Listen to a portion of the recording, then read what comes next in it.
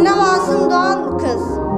Gazze'deki bu soykırımı ve Filistin'e yönelik yapılan bu saldırıları konuştuğumuz zaman bazı kişilerin, kesimlerin zannettiği gibi bu bir yıllık bir süreç değil. 400 gündür kardeşlerimiz orada bombalar altında, çocuklar paramparça, aileler dağılıyor.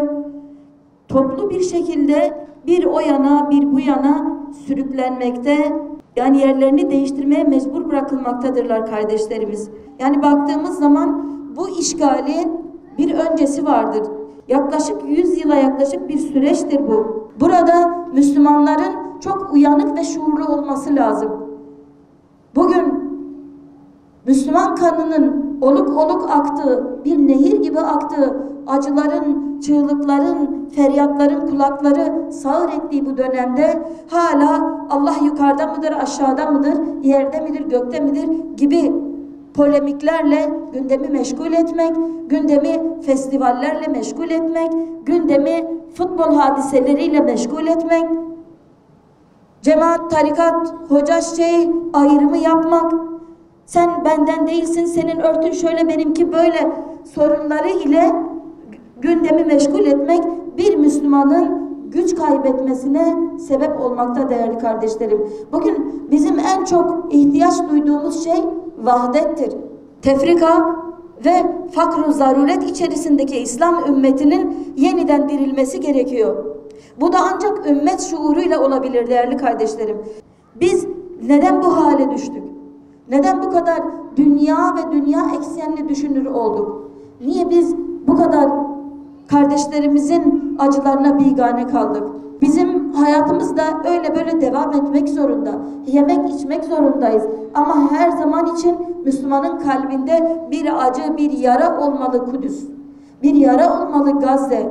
Tıpkı Selahaddin Eyyubi'nin dediği gibi, ne diyordu Selahaddin Eyyubi?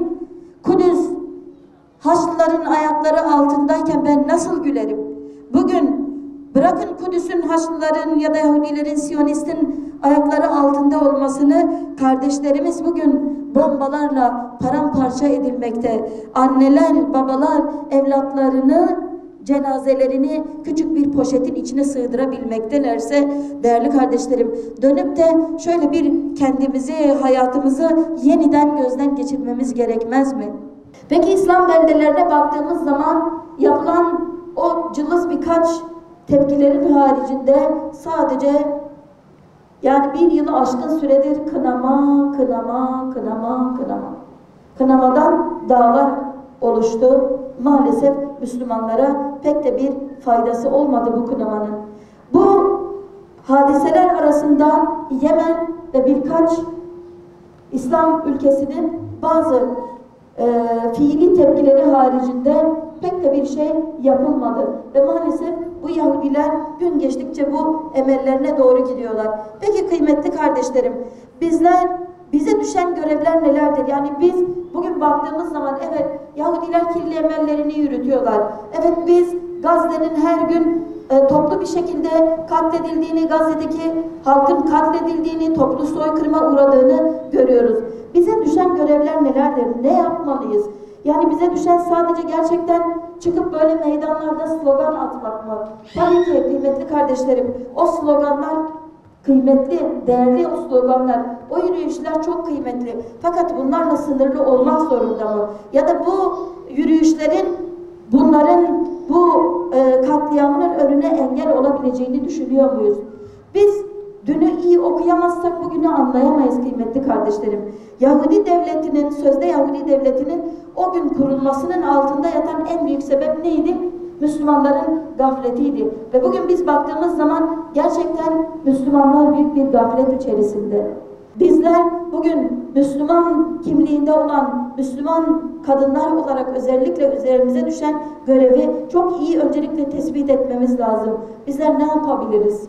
Neler yapabiliriz? İslam'ın yeniden yeryüzüne hakim olması için, Gazze'nin, Filistin'in kurtuluşu için, Orta Doğu'nun bağrına saplanmış olan, zehirli hançer olan İsrail'in yok olması için bizler ne yapabiliriz? Siz de takdir edersiniz ki günde 50 kere bile kahrolsun İsrail demek İsrail'i kahretmeyecektir. Bu özellikle bir Müslümanın kendi Müslüman kimliğini çok doğru bir şekilde inşasından geçer kıymetli kardeşlerim. Nasıl inşa olacak İslam kimliği bir Müslüman kadının özellikle? Nasıl inşa olacak?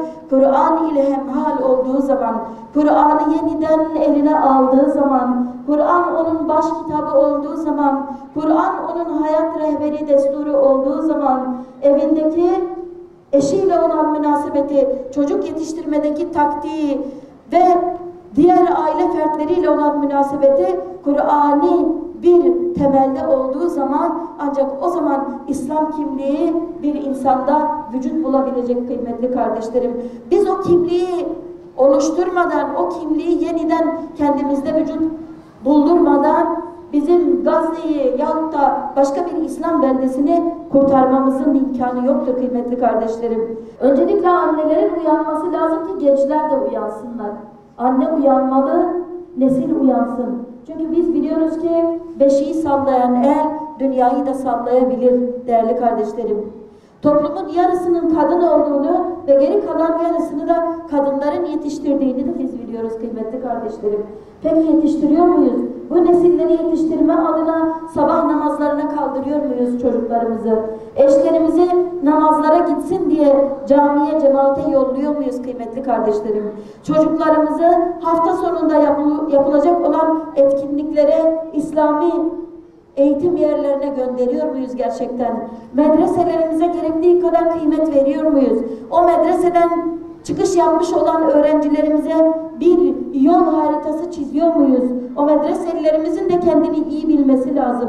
Ben neler yapabilirim? Bugün her birimiz kendi bulunduğu konumda, kendi bulunduğu yerde ben İslam için ne yapabilirim? Nasıl faydalı olabilirim? Allah'ın razı olduğu bir kul olabilmem için, bu zulmün yok olabilmesi için, bu Siyonistlerin barbarlığının yok olabilmesi için ben ne yapabilirim? İki elinin arasına başını koymuş olan genç kara kara bunu düşünmedikçe, anne bunun derdiyle yanıp tutuşmadıkça bu olabilecek bir hadise değildir kıymetli kardeşlerim. Perdesini değiştirmenin derdinde, koltuklarını değiştirmenin derdinde, bugün çay muhabbeti, öbür gün kahve keyfiyle oradan oraya sürüklenmiş annelerin bir nesil yetiştirmesi, hem de şuurlu bir nesil yetiştirmesi olabilecek bir şey midir kıymetli kardeşlerim? Bugün biz bakıyoruz, Yahudilerin çocuklarını küçük yaşlarından itibaren silah eğitimi veriyorlar kıymetli kardeşlerim. Nasıl Müslüman öldürülür? İlkokul yaşı itibariyle Müslümanları yok etme projeleriyle onları yetiştiriyorlar. Ve İslam'ın Müslümanların yok olması gerektiğini onların kafalarına öyle bir sokuyorlar ki ve onlar büyüdükleri zaman ilk vurdukları kişiler Müslümanlar oluyorlar. Bizler bugün evet Müslümanlar birbirlerine karşı merhametliydi. Biz olayı yanlış anladık. Müslümanlar öyle Müslümanlardır ki birbirlerine karşı şefkatli, merhametli, mütevazı ama zalime karşı şedittirler. Bunu bizzat Fetih Suresinde gösteriyor Allah Celle Celaluhu bize.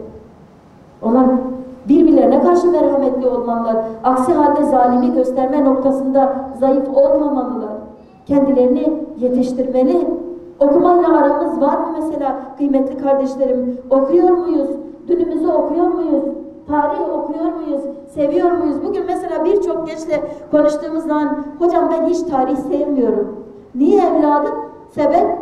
Tarih çok sıkıcı geliyor bana. Çünkü bir hikaye gibi algılıyorlar tarihi. Fakat tarihini bilmeyen bir millet hafızasını kaybetmiş insandır.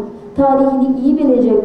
Özellikle İslam tarihini, son 100-200 yıllık tarihini çok çok iyi bilmesi lazım.